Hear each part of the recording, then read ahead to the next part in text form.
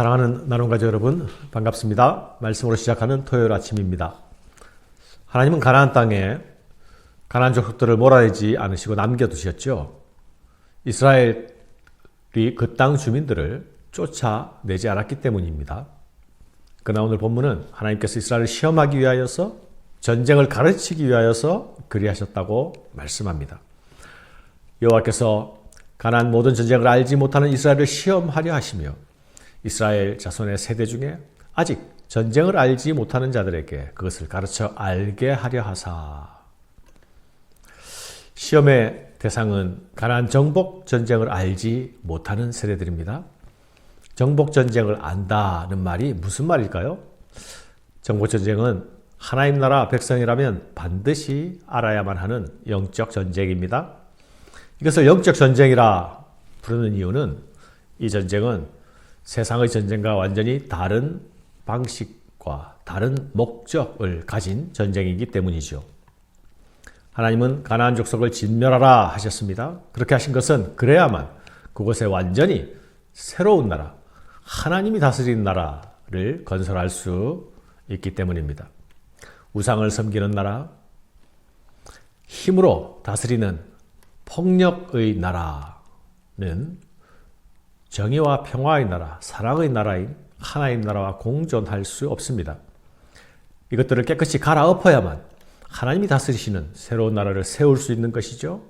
가나안 정복 전쟁은 이 하나님의 명령을 실현하기 위한 싸움이었습니다. 이 전쟁은 특이한 방식으로 임하는 전쟁이기도 하지요. 이 전쟁은 온전한 믿음으로 싸우는 전쟁입니다. 오직 순종만이 승리에 이를 수 있는 전쟁입니다. 이런 전쟁은 누구나 할 수 있는 전쟁이 아니죠. 이런 전쟁은 오직 하나님만 신뢰하고 하나님을 경외하는 자만이 이 믿음과 순종의 전쟁을 할 수 있습니다. 하나님께서는 전쟁을 알지 못하는 세대에게 이 전쟁의 원리와 목적을 가르치기 위하여서 가나안 족속을 남겨두신 것입니다. 남겨두신 이 이방 민족들로 이스라엘을 시험하사 여호와께서 모세를 통하여 그들의 조상들에게 이르시 명령들을 순종하는지 알고자 하셨더라. 전쟁을 알지 못하는 세대들 앞에 남아있는 가나안 족속들, 그들은 순종의 시험을 위한 도구였습니다. 그러나 여러분, 이스라엘은 그곳에서, 가나안에서 순종의 싸움을 싸우지 않았습니다. 가나안 땅에서 가나안과 벗하고 가나안에 오히려 동화됩니다. 하나님의 부르심을 따라 구별된 거룩한 백성이 되어서 하나님 나라를 세우는 일을 포기하고 다른 길을 택합니다. 편한 길을 택합니다. 가나안 족속의 딸들을 아내로 삼는 선택을 합니다. 가나안 우상 신들을 따라 섬기는 선택을 합니다. 그러나 그들이 선택한 다른 길, 편한 길은 결코 그들에게 평안과 안식을 가져다 주지 못했습니다. 진멸하라, 반드시 진멸하라는 하나님의 명령을 무시하는 일은 불순종을 선택하는 일이죠. 하나님이 가라 하신 그 길이 아닌 다른 길, 편한 길, 가고 싶은 길을 선택하는 것, 그것이 전쟁을 알지 못하던 세대, 그들이 가진 자유를 사용하는 방식이었습니다. 하나님은 이들의 불순종을 막아서지 않고 그냥 지켜보십니다. 그들이 자신의 자유를 순종에 사용하지 않고 불순종에 사용한 결과를 경험하게 하시는 것입니다. 사랑하는 여러분, 하나님을 잊어버리고 가는 길에 평화가 있을 수 없습니다. 우상을 쫓아 사는 삶에 새날이 올 수 없습니다. 풍요를 쫓아 다니는 그 길에 진정한 풍요를 경험할 수 없습니다. 자유의 사용의 결과가 사로잡힘입니다. 자유의 선택의 결과가 고통의 부르짖음입니다. 그렇다면 그 자유는, 그 선택은 분명 잘못된 자유요, 잘못된 선택입니다. 자유로운 선택의 결과가 하나님을 잊어버리고 하나님께 불순종하는 것이라면 그런 자유는 분명 거듭나야 할 자유입니다. 하나님께서 그들이 잘못된 길을 선택하는 것을 막아서지 않으시고 두고 보시는 것은 그들에게 주어진 그 자유를 올바로 사용하는 것이 무엇인지 가르치기 위함입니다. 이것이 순종의 시험입니다. 하나님이 기다리시는 것은 우리의 자유가 기꺼이 즐겁게 하나님께 순종하는 것, 그것입니다.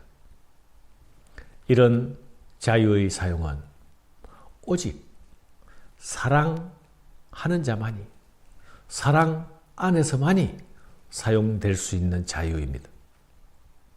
하나님은 우리를 순종하는 기계로 만들지 않으셨죠. 하나님은 우리를 순종하는 노예로도 만들지 않으셨습니다. 하나님은 우리에게 자유를 주셨고 자유인으로 세우셨습니다.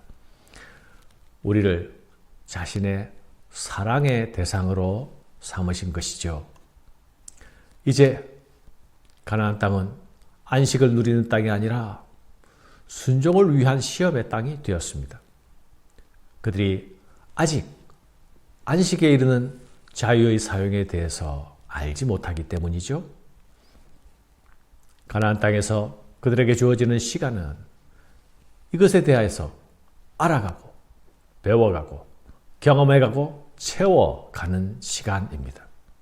사랑하는 여러분, 하나님이 지금 우리에게 주시고 있는 시간도 마찬가지입니다. 내가 태어났으니 지금 살아 숨쉬고 있다라고 생각해서는 안 되는 것입니다. 우리의 심장이 지금 박동하고 있는 이유는 내 심장이 누구를 향해 두근거리며 누구를 위해 뛰어야 할지를 알기 위해서입니다. 하나님은 이 일을 위해서 우리가 넘어지는 것도 실패하는 것도 허락하십니다. 실패하고 넘어질 때에, 고통스러울 때에, 못 견디게 될 때에 부러지질 것이기 때문입니다. 하나님은 이 부르짖음의 시간을 기다리십니다. 딴 길로 가던 자가 돌아오는 돌이킴과 회개의 시간이 되기 때문이지요. 잘못된 선택으로 죽어가던 자가 다시 살아나는 부흥의 기회가 되기 때문입니다. 우리가 부르짖을 때에, 우리가 부르짖으면 하나님은 마치 오래 문 앞에서 기다리신 분처럼 지체하지 않고 바로 달려오십니다. 구원자를 세우시고 하나님의 영을 부어주십니다. 포기했던 싸움을 다시 싸우게 하십니다. 그리고 이기게 하십니다. 넘보지 못했던 강력한 대적을 파하게 하십니다. 사로잡힘에서 풀어주십니다. 사로잡힘은 나의 선택 때문이 아니었습니까? 내 자유가 나를 고통스러운 부르짖음의 자리까지 끌고 가지 않았습니까? 그렇다면 내가 가진 자유 어떻게 해야 됩니까? 자유를 버리고 노예가 되어야 합니까? 아닙니다. 노예의 자유를 버리고 온전한 자유를 가져야 합니다. 자유가 그리스도 안에서 거듭나야 하는 것입니다. 거듭난 자유는 사랑을 향한 자유입니다. 순종에 나를 드리는 자유입니다. 하나님 사랑만이 자유가 온전한 방향을 찾을 수 있습니다. 그러나 자기 사랑은 언제나 탈선하는 자유로 나아갑니다. 사사 온니엘은 이스라엘의 초대 사사요, 사사들 중에서 흠결을 하나도 찾을 수 없는 사사입니다.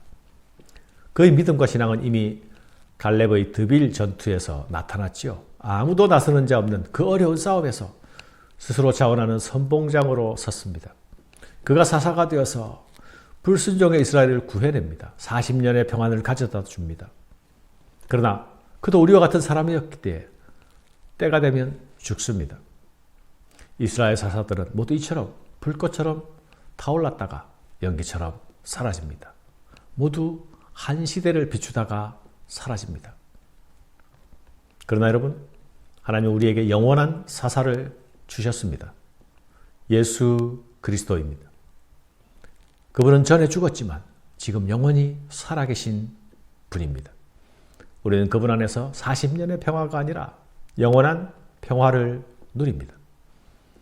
그리스도는 하나님 사랑 때문에 죽기까지 자신을 드렸습니다. 자신의 모든 자유를 오직 순종을 위하여 사용하셨습니다. 그리고 마침내 하나님 나라를 이루어 내셨습니다. 영원한 사사 예수께서 가신 길, 그 길이 바로 우리가 따라야 할 길입니다. 우리가 걸어야 할 길입니다. 이 길이 사는 길이요 생명 길입니다. 감사합니다.